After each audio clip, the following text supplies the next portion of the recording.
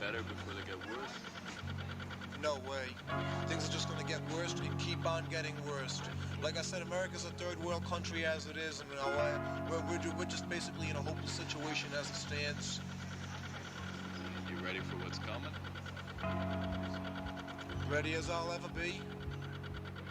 And now look at where we are. We are truly living in the dead flag blues. We have been enslaved by corporatist governments with democracy only being an illusion. It's a machine that is slowly killing itself, and it's going to take us all with it. How long do we have left until this machine bleeds itself out? These are questions we ask ourselves as we are living in the most authoritarian world in most of our lifetimes, where hope is looking more and more of a fading emotion for all of us. But Godspeed saw all this coming, and this release has been truly building up to this moment. Between 1997 and 2002, the original works entered the pantheon of what was defined as post-rock and eclipsed what came before them, such as Talk Talk, Bark Psychosis, Slint, just to name a few. The famous recipe of a long spoken word intro, long instrumental crescendo, explosion in the firmament, and a long coda returning to classical strings. They took the concept of what rock was, smashed it into a million pieces, and reconstructed it into something completely original. It was like the Pixies' loud, quiet dynamic meets Western classical music. If anything, it was truly modern classical in its most literal sense of the word. But like the Pixies dynamic, the tiring recipe largely invented by Godspeed was copied by hundreds of less talented copycat bands that tainted the post-rock genre so much that it was greatly contributed to the slow and painful death of it. That's why you won't find an album of the genre at the top of the list of the year in a long time when it comes to critics. Though there have been some exceptions, of course. The group began a frustrating period of hibernation between 2002 and 2012, not without its members active elsewhere. Though they made an amazing comeback album in 2012 with the awesome and heavy Don't Bend Ascend, the group struggled to regain critical success with its lukewarm Asunder in 2015 and Luciferian Towers in 2017, as they descended into a drone jam band. There's nothing wrong with that, personally, mind you, but it was nothing unique. In fact, it was rather similar to what Earth or Skullflower, who were making similar sounds that were few years prior to Godspeed's existence. They basically became a caricature of themselves. Ironically, they were transforming into one of those copycat bands that tried to intimidate their earlier sound. With that being said, I, like many things, were starting to think that maybe, just maybe, that the band pushed the envelope in terms of their sound and accomplished all that they could with it. However, never in my life have I been proud to be proven wrong. With their recent album At State's End, gone are the drone jams, resurrected are the multi-movement suites that the band's original albums were founded upon. This album was recorded during an incredibly difficult time. It almost feels like the band came together because they saw that the world was truly falling apart in front of their eyes. But they found the flame as a way to ignite their torch and shine a light into the darkness. So with that being said, let's just jump right into the album and what it's about.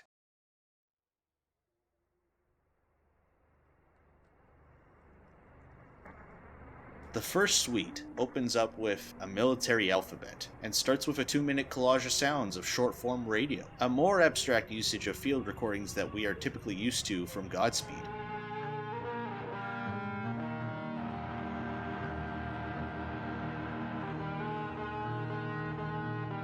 This prologue sets the mood that this album is building up to something tragic, something big.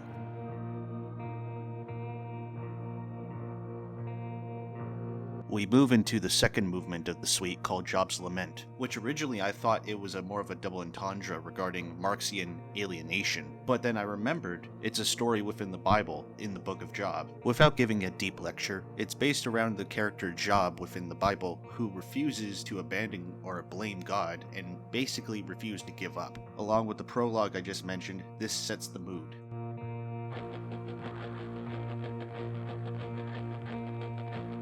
The drone ever increases in intensity as each member of the group introduces a new musical idea over it.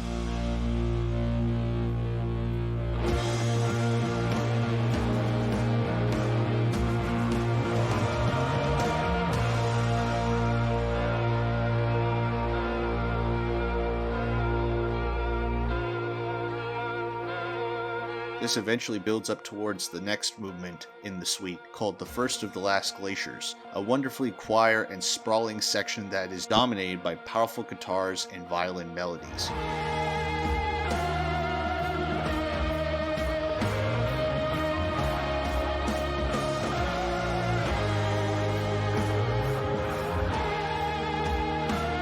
The suite ends with a field recording coda called Rockets for Mary, with, of course, small rockets being fired into the sky.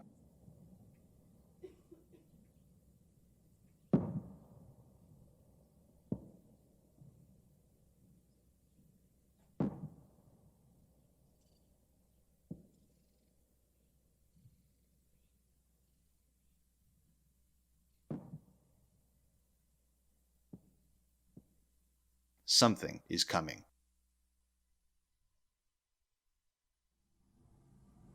We then, of course, transition into the more transitional piece connecting between the first and second suite called Fire at Static Valley. It continues the construction of a noxious atmosphere with its constant percussion.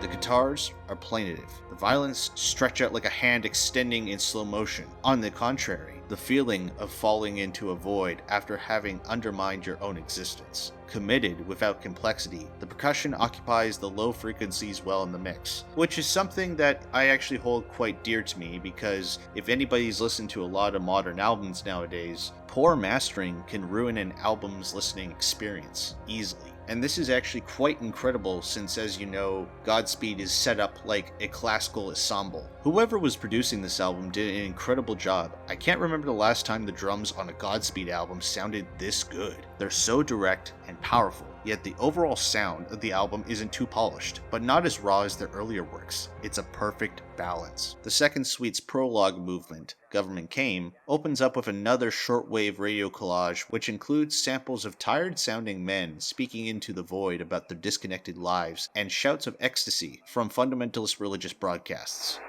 Some stuff started when the government came in, killed a couple, and the rest of them pissed themselves, went to the house, and nothing else happened.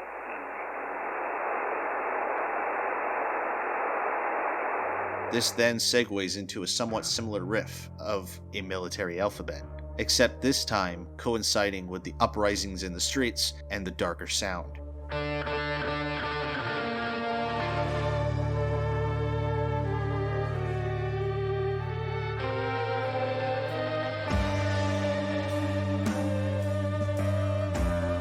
Everything is done effortlessly, everything flows, the waterfall is engaged, the song takes you towards waves without you being able to do anything, and you know that the wave will be large and violent. The thick wall of sound stretches and expands, the layers widen between all of these instruments, which feasts before shredding your ears with distortion, reminiscent of an explosion of an atomic bomb in the distance.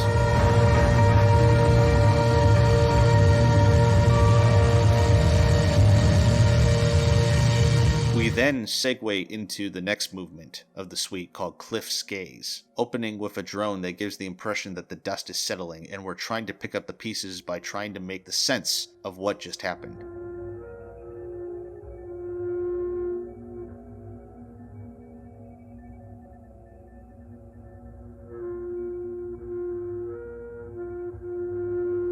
But just when we thought we were about to exhale our last breath, the riff from a military alphabet reprises to shine a different type of light in the distance, one reminiscing hope.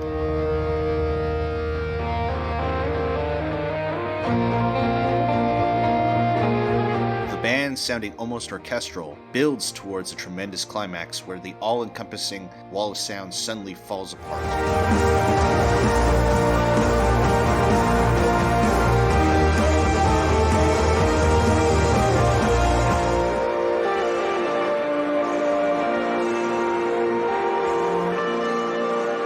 The suite ends with a coda called Ashes to Sea, Nearer to Thee, based around the sample of church bells, reminding us that we can take nothing and turn it into something.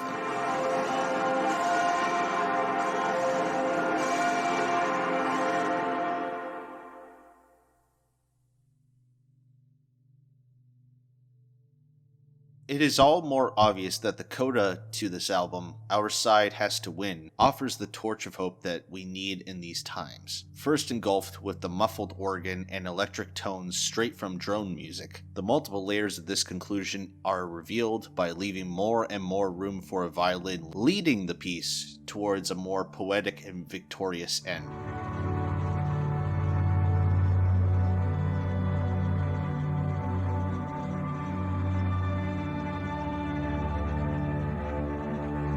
It actually reminds me of the incredible coda from BBF3 off of Slow Riot for New Zero Canada, which is my personal favorite Godspeed release.